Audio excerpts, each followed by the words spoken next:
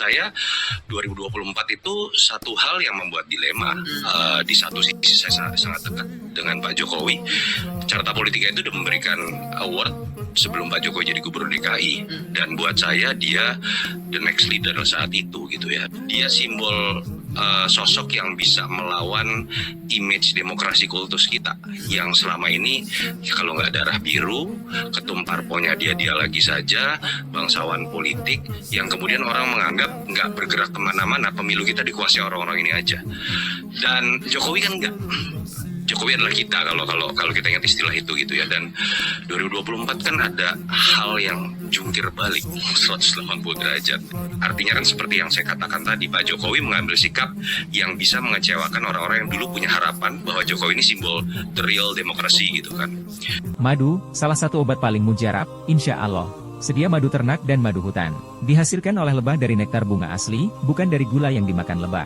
Proses higienis, kemasan praktis dan elegan. Garansi 1 juta rupiah jika terbukti madu kami tidak asli. Terbaik, madu kelanceng, dari lebah spesial. Hubungi. Yang pasti pemilu kali ini buat saya tidak menyenangkan. Kalau saya ini kan orang yang disebut pengamat tapi mengambil posisi kalau udah level pilpres atau pilkada yang sifatnya strategis, saya ngambil posisi. Nggak bisa tuh saya pura-pura netral, A iya, B juga bagus, C juga oke gitu ya. Nggak, buat saya kayak pilpres itu clear kok. 2014 saya dukung Jokowi, 2019 saya dukung Jokowi, 2017 saya dukung Ahok. Karena buat saya pengamat dalam konteks mengeluarkan statement dan pandangan, dia tidak boleh netral. Netral itu patung. Dia harus independen dan bisa mempertanggungjawabkan statement dia, keberpihakannya terhadap nilai tertentu. Buat saya 2024 itu satu hal yang membuat dilema. Di satu sisi saya sangat dekat dengan Pak Jokowi.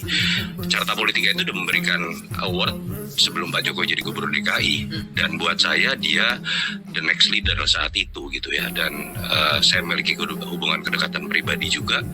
Kenapa saya mau bantu Pak Jokowi? Satu, clear, ada nilai yang menurut saya beda nih dari seluruh pemimpin sebelum, apalagi level pilpres.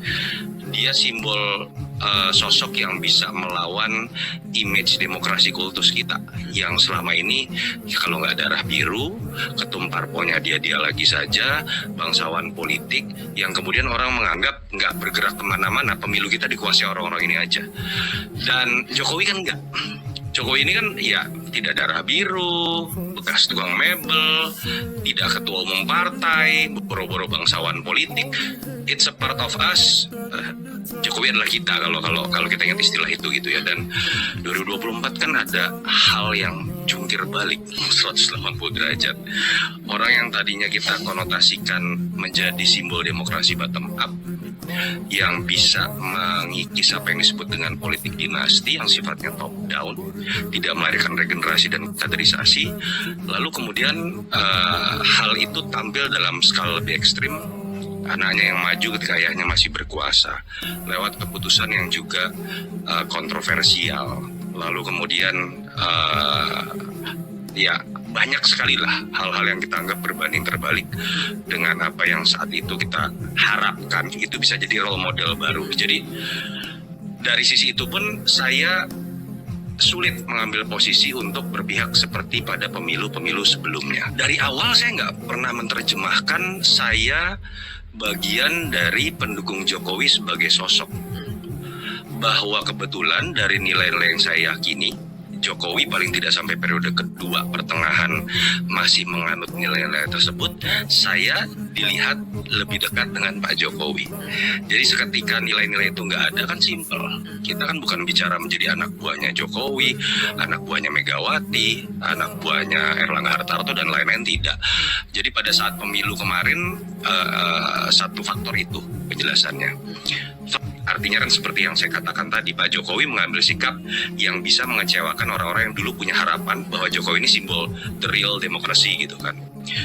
Hipotesa awalnya bermula dari ketidaknyamanan saya dalam proses pertarungan pilpres.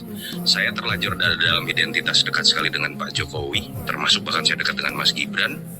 Tapi di sisi lain saya mengambil sikap saat itu berbeda sekali. Dan ditambah dengan faktor X tadi, ya saya pikir udahlah back off aja. Terus kan pertarungan udah selesai. Yang saya tidak dukung menang harus dihormati sebagai bagian dari pilihan rakyat.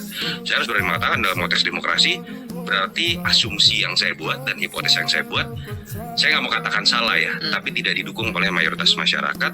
The game is over. Kita berharap pemerintahan Prabowo Gibran baik beneran, dan semoga asumsi-asumsi saya salah, hal-hal yang terkait hal-hal negatif. Ya udah, berarti kan segala sesuatu harus berjalan normal lagi. Nggak ada permintaan dari istana sama sekali. Tadi kan saya nggak sebut sebenarnya, kan dari mana juga Sylvia yang sebut Makanya istana. nanya. Karena saya tidak takut. Andai kata pun ada permintaan, tapi apakah ada permintaan? Tidak. Apakah ada yang tidak nyaman? Iya. Silahkan diterjemahkan sendiri yang tidak nyaman dengan kritik saya terhadap politik dinasti, keputusan MK dan lain-lain gitu ya. Tapi itu keputusan saya pribadi yang didasarkan pada faktor penghormatan saya kepada keluarga yang mungkin akan ngerasa terganggu karena 2019 kita pernah ngalamin hal yang lebih ekstrim.